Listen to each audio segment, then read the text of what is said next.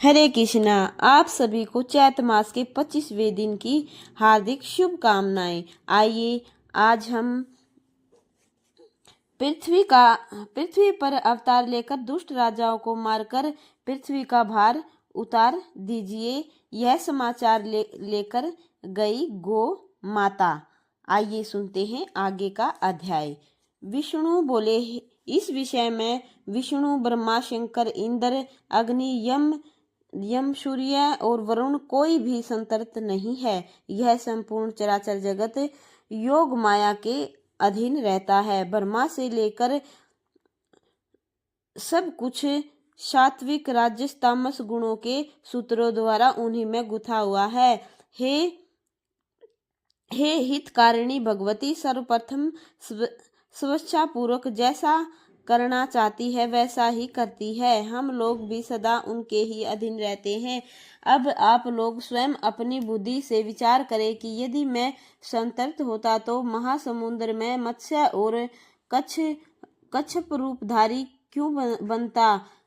योनियों में कौन सा भोग प्राप्त होता है, क्या यश मिलता है, कौन सा सुख होता है और कौन सा पुण्य प्राप्त होता है। इस प्रकार योनियों में जन्म लेने वाले मुझ विष्णु को क्या फल मिला। यदि मैं संतप्त होता तो शुकर, नरसिंह और वामन क्यों बनता। इसी प्रकार हे पितामह, मैं जमदग्नि पुत्र परशुराम के रूप में उत्पन्न क्यों होता। इस भूतल पर मैं क्षत्रियों के संहार जैसा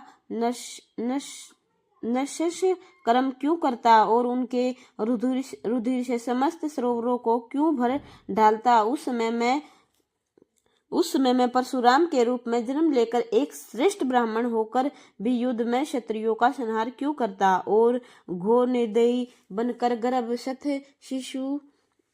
शिशुओं तक को भला क्यों मारता। हे देवेंद्र, राम का अवतार लेकर मुझे दंडक वन में पैदल विचरण करना पड़ा, गेरुआ वस्त्र धारण करना पड़ा और जटा वल्कलधारी बनना पड़ा। उस समय निर्जन वन में असहाय रहते हुए तथा पास में बिना किसी भोज्य सामग्री के ही निर्जल होकर आखेट करते हुए मैं इधर उधर भटकता रहा। उस समय माया से हो रहने के कारण मैं उस मायावी श्रवण मर्ग को नहीं पहचान सका और जानकी को पर्ण कुटी में छोड़कर उस मर्ग के पीछे पीछे निकल पड़ा।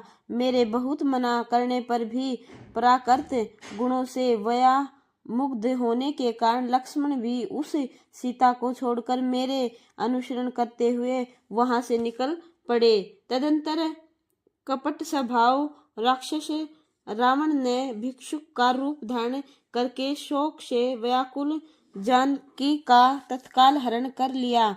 तब दुख से व्याकुल होकर मैं वन वन भटकता हुआ रोता रहा और अपना कार्य सिद्ध करने के लिए मैंने सुग्रीव से मित्रता की। मैंने अन्यायपूर्वक वाली का वध किया और तथा उस श्राप से मुक्ति दिलाई और उसके बाद वानरों को अपना सहायक बनाकर लंका की ओर प्रस्थान किया। वहां युद्ध में मैं तथा मेरा छोटा भाई लक्ष्मण दोनों ही नाग पाशों से बांध दिए गए।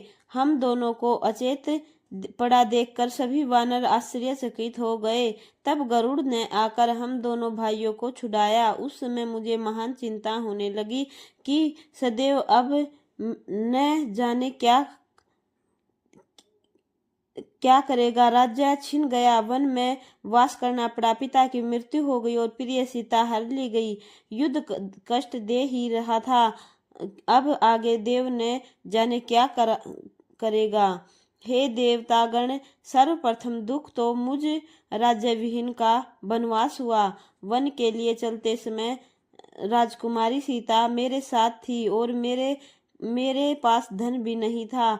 उस समय क्षत्रिय धर्म का त्याग करके वन्यवृत्ति के द्वारा मैंने उस वन में 14 वर्ष व्यतीत किए। तदंतर भाग्यवश युद्ध में मुझे विजय प्राप्त हुई और वह महान असुर रावण मारा गया।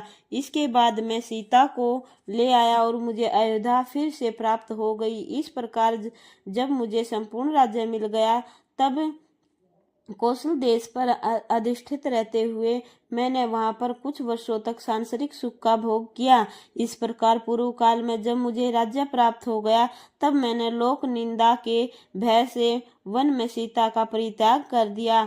इसके बाद मुझे पुनः पत्नी वियोग से होने वाला भयंकर दुख प्राप्त हुआ। वह धरा नंदिनी सीता पृथ्वी को भेद कर पाताल में चली गई। इस प्रकार राम अवतार भी मैं परतंत्र होकर निरंतर दुख पाता रहा। अब भला दूसरा कौन संतर्त हो सकता है। तत्पश्चात काल के वशीभूत होकर मुझे अपने भाइयों के साथ सर्वक जाना पड़ा। अतः कोई भी विद्वान पराधीन व्यक्ति की क्या बात करेगा। हे कमलोदेव, आप यह जान लीजिए कि जैसे मैं परतंत्र हूँ वैसे ही आप शंकर तथा अन्य सभी बड़े बड़े देवता भी निश्चित रूप से परतंत्र हैं।